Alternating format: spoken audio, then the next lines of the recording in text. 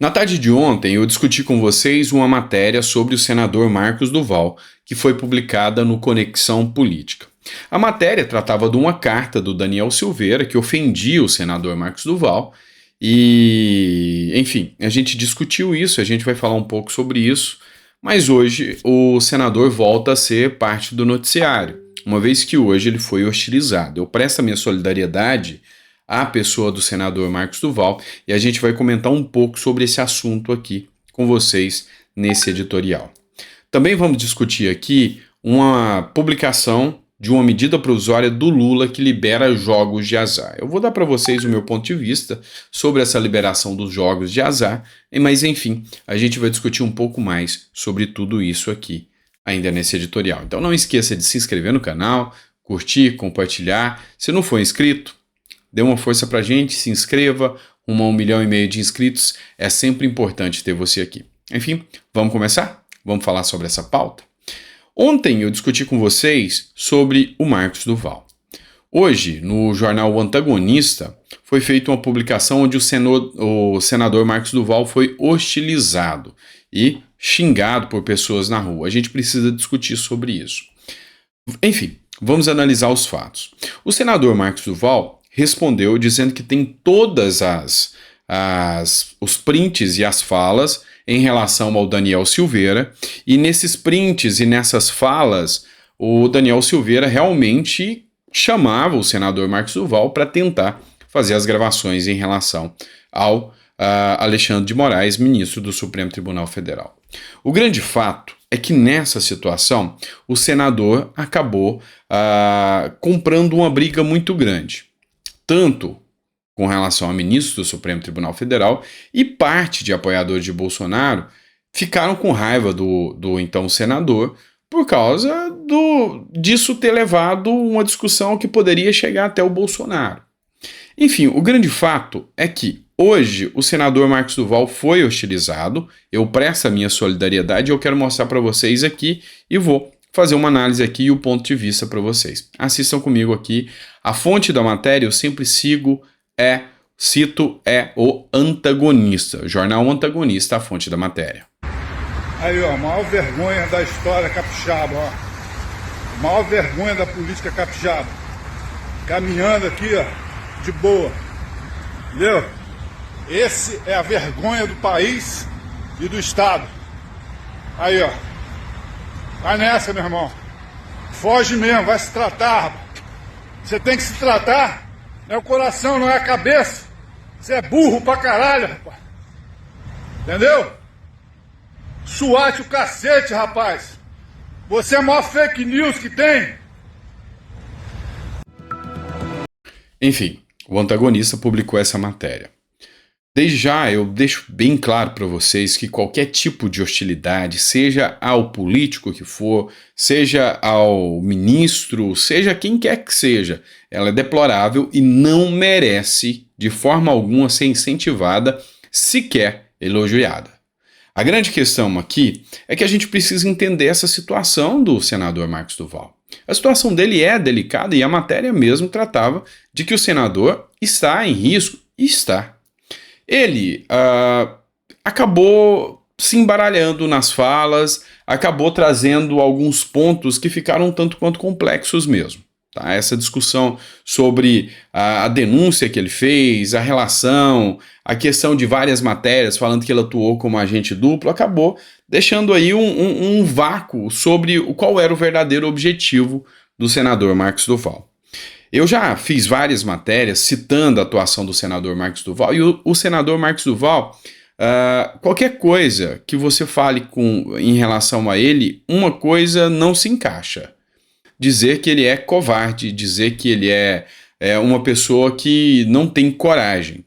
Porque ele, durante a CPMI dos atos antidemocráticos, foi alguém bem atuante, levantou muitas argumentações, inclusive contra o ministro Flávio Dino.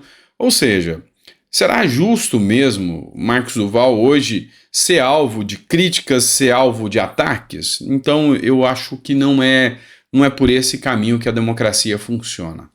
Então, o que eu penso? Isso aqui é uma visão pessoal, não tem nada a ver com com a realidade dos fatos, a verdade suprema. Não, é uma visão pessoal minha.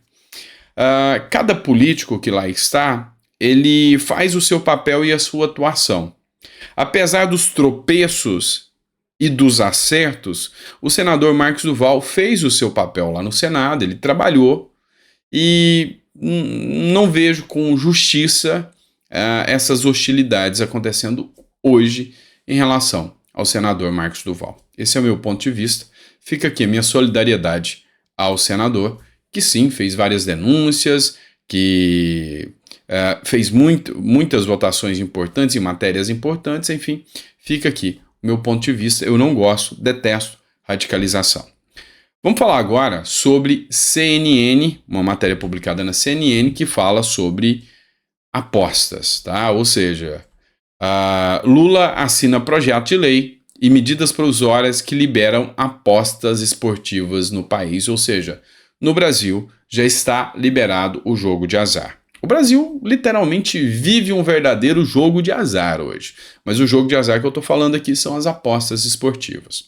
É uma medida provisória e projetos de lei que foram encaminhados para o Congresso Nacional para que possa ser feita, enfim, o uso do jogo, de apostas, inclusive virtuais aqui no Brasil.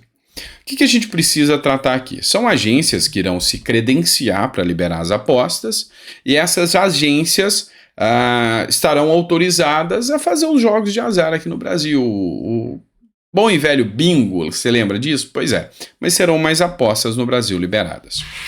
2 pontos a se analisar aqui.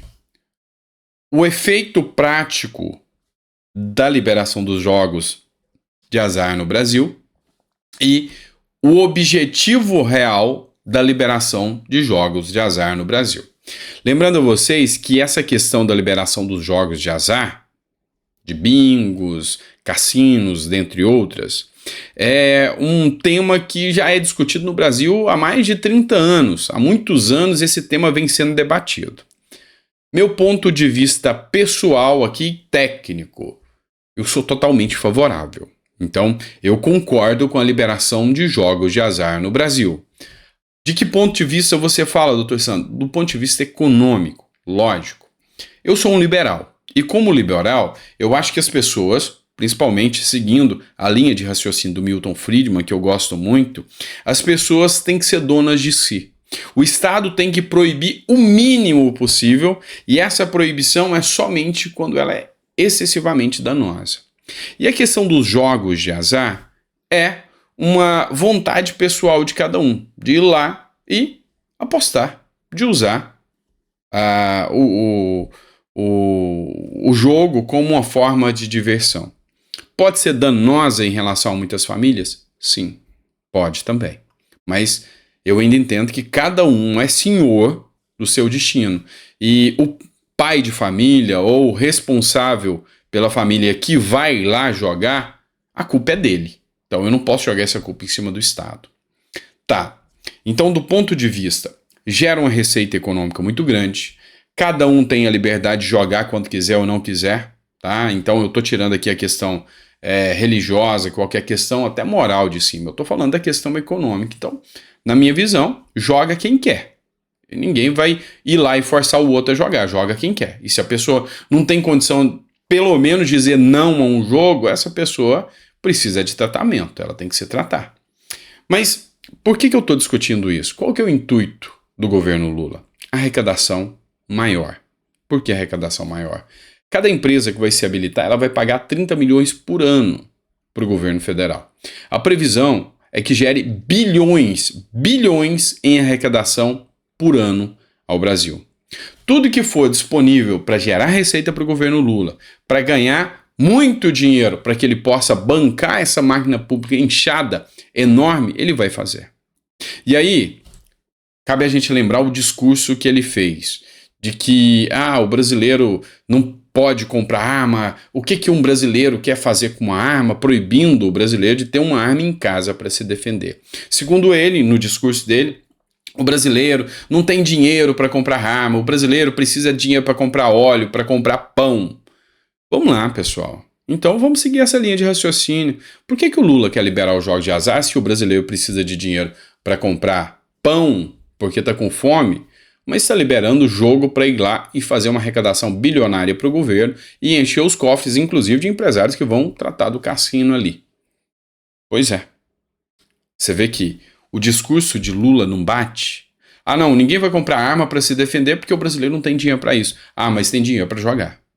Então, assim, o discurso não bate. A grande questão é que se as armas dessem os lucros que um cassino dá, Lula seria o primeiro a defender armas no Brasil. Eu não tenho dúvidas disso. Eu não tenho dúvidas. Tudo é questão de dinheiro, dinheiro para bancar essa máquina inchada que o governo PT sempre traz. É sempre assim. Então, essa pauta, ela vai gerar debates, todas as pautas geram debates. No meu ponto de vista, eu sou liberal, acho que joga quem quer, mas do ponto de vista prático, eu sei que o governo só está fazendo isso porque vai gerar bilhões em arrecadação pro governo Lula. Beleza? Vamos partir para a nossa terceira pauta do vídeo de hoje e vamos falar sobre Jean Willis, tá? Jean Willis, né? Essa matéria é do Pleno News, eu sempre cito a fonte é Pleno News. O ataque de Jean Willis o ataque que o Jean Willis fez ao governador do Rio Grande do Sul, Eduardo Leite, acusando-o de homofobia internalizada e fetiches em militares, deve custar caro ao ex-parlamentar. Anunciado pelo governo Lula PT como auxiliar de planejamento da Secretaria de Comunicação Social, SECOM, Willis não deve mais assumir o cargo, tampouco ser alocado para a Empresa Brasil de Comunicações, a EBC, como antes cogitado. Isso aqui deveria ser a regra, não a exceção, tá? Hoje a gente percebe que os aliados que Lula traz para o seu lado, que a esquerda, ela tem um discurso de ódio latente. Ela tem um discurso de ataques à direita sem precedentes. As falas que são feitas homofóbicas, racistas, misóginas ou de ódio mesmo, crimes, todos passam pano para esse caso. E o Jean Willis não teve a mesma sorte nesse caso aqui, mesmo sendo de esquerda. Por quê? Porque ele atacou a pessoa errada. Ele atacou alguém que o Lula quer se aproximar, o Eduardo Leite. Então, Lula, ao ver a possibilidade de alinhar com o Eduardo Leite, Lula, ao perceber que o Eduardo Leite pode ser um aliado, uma vez que, inclusive, teve reunião, Lula visitou o Rio Grande do Sul, Jean Willis atacou a pessoa errada.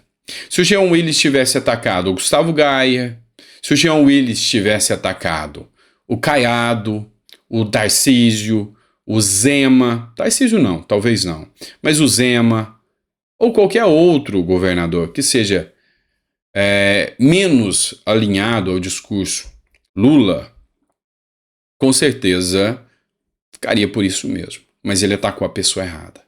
Esse é o grande ponto. E aí, o Ministério Público, inclusive, entrou com uma ação contra o Jean Willis, e nessa ação ele pediu que retirasse a postagem contra o governador do Rio Grande do Sul e deu a quebra de sigilo do Jean Willis. Acerta, porque eu acho que pau que dá em Chico tem que dar em Francisco também. A direita, ela é penalizada o tempo todo por falas que têm, sabe, repercussões muito menores, mas são penalizadas, e a esquerda tem ataques criminosos. Tem deputados da esquerda que as falas são verdadeiros atentados morais. E não acontece nada. As falas de Lula, por exemplo, ao dizer que brasileiros são animais e devem ser extirpados, é uma fala de ódio. Imagine o contrário dessa fala. O mundo cairia sobre a cabeça. Então, acho que sirva de lição mesmo ao Jean Willis e a alguns da esquerda que, eles têm mais poder para atacar do que a direita tem hoje, muito mais. Mas no final das contas, às vezes eles erram o alvo também. O certo é ninguém atacar ninguém. Enquanto tiver esse tipo de polarização, que é fomentada pelo próprio Lula, o Brasil não vai sair do buraco que ele se enfiou. Vamos lá, mais uma matéria para vocês. Dessa vez, a fonte citada é a Folha de São Paulo. Folha de São Paulo, Mercado. Timing. O presidente da Câmara, Arthur Lira, que é deputado federal, ele falou sobre a reforma tributária e um erro latente do governo Lula. Taxação para super ricos cria risco para finalizar a reforma tributária, diz Lira. Então, ele teceu críticas aqui sobre a ganância, a sanha do Haddad em querer mais taxação, mais dinheiro, mais dinheiro e mais dinheiro. E aí, essa questão de taxar lucros e dividendos, eu já discuti com vocês. Se vocês trabalham, juntam dinheiro, vão aplicar esse dinheiro, e aqui vocês são taxados com valores altíssimos, você vai manter esse dinheiro aqui? Por quê? Calcula comigo. Digamos que você está no Banco do Brasil. E aí, você custa juntar a sua poupança. E aí você sabe que essa poupança te rende, vamos dar um exemplo aqui, 1% ao mês. Então, você deixou 10 mil lá. Você sabe que vai dar 1% de juro todo mês. E para você tá ótimo, não tá? De repente, o Banco do Brasil fala, olha, tá te dando aí R$100 por mês, eu vou fazer diferente agora. Eu vou precisar de cobrar uma taxa desses dividendos, desses lucros e dos investimentos que você tem. Eu vou te cobrar R$30 agora. É um imposto, é uma taxa. Então, você não vai ganhar mais R$100, você vai ganhar R$30. Mas o Itaú, ele não cobra essa taxa. Você vai tirar o seu dinheiro do Banco do Brasil, vai para o Itaú para continuar ganhando esses R$30 a mais. Multiplique essas cifras por milhões. É por isso que se essa reforma tributária tiver essa pauta, o dinheiro vai sumir do Brasil. E aí, você sabe quem que vai pagar o pato por isso? Você, com menos emprego, com menos investimento, vai sobrar para você. Vamos lá, mais uma pauta e essa aqui é importante. Tem uma matéria que está sendo discutida. É o seguinte, o Lula fez o ponto facultativo para o dia dos jogos da seleção feminina. E segundo ele, o interesse, a intenção aqui era fomentar o mesmo interesse pelos jogos femininos como há pelos jogos masculinos. Vamos ser sinceros, isso aqui não existe lei que vai fazer esse fomento. Isso aqui é uma questão de mercado. Há uma cultura masculina pelo mercado de futebol masculino de anos atrás. Então, as mulheres, elas vêm conquistando o mercado, mas ainda há um abismo gigantesco. Políticas públicas ajudam? Tudo bem. Mas aí, o Lula, dentro de uma demagogia gigantesca, ele vem e cria esse ponto facultativo. No dia do jogo, não assiste. E escreve, só assisti meio tempo, porque era muita mulher. Diz Lula sobre ver Copa Feminina com ministras. O presidente disse que estava sozinho, de homem, e que só assistiu meio tempo porque resolveu se mancar. A Amanda Vettorazzo, e por que eu estou citando a Amanda Vettorazzo aqui? A fonte dessa matéria é a Amanda Vettorazzo, o Instagram dela, ela que é membro do MBL. Porque ela é mulher para falar do tema. Então, vamos dizer o tal do lugar de fala, né? Eu não sou mulher, embora eu cuide de 3 aqui em casa, esposa e filhas. Mas, olha só o que ela diz. A ministra da Mulher já se pronunciou sobre essa fala machista do Lula. E a ministra dos Esportes vai aceitar que o Lula desvalorize nossas meninas em plena Copa do Mundo? Uma vergonha. E aqui, ela faz críticas aqui, dizendo o seguinte, e se fosse o Danilo Gentili dizendo isso? Seria cancelamento na certa, mas como é o Lula, tudo bem. E realmente existe essa política do cancelamento, principalmente advinda da esquerda, de uma forma gigantesca. Só que o que a gente precisa colocar aqui? O Lula falou que resolveu se mancar e saiu porque ele estava assistindo junto com as ministras. E aí a turma do Passapano veio, não, Lula não falou nada machista, ele só se sentiu mal em ficar entre as ministras para assistir o jogo. De novo, grande erro do Lula e Passapano aqui não resolve, tá? Não que eu ache que Lula seja machista, sinceramente não, nem acho que o Lula também seja racista, assim como também não penso isso do Bolsonaro. Acho que são discursos e narrativas de uma ala ou outra política só para lacrar. Mas o que é o grande ponto aqui? Lula erra. Lula erra muito porque aqui era o momento que ele tinha para fortalecer relações com as próprias ministras, que até hoje, por exemplo, a Aniele Franco, que é uma das ministras que estão mais nos holofotes, até hoje nunca teve uma agenda sequer com Lula. Lula nunca teve uma agenda sequer com ela. Foi uma matéria que foi publicada aí no Metrópolis. Ou seja, era a chance de Lula realmente fortalecer aquele discurso que ele trazia antes da eleição. Ou seja, eu vou fomentar aqui as mulheres e tudo, mas não é isso que ele faz. O Lula é um de discurso e é outro de ação. São pessoas antagônicas. Fale o que eu faço, o que eu falo, mas não faço o que eu faço. Ou seja, totalmente diferente. Então, erra mais uma vez o Lula ao afastar-se assim das mulheres e mostra que realmente preocupado com as causas que ele diz que é preocupado, ele efetivamente não o é. Isso é fato, tá? Isso é fato. Pessoal, espero que vocês tenham gostado do nosso editorial. Sempre um prazer estar aqui com vocês. E a gente volta com mais um editorial às 9 horas da noite. A gente está aqui com vocês. Grande abraço, fiquem com Deus e até a próxima.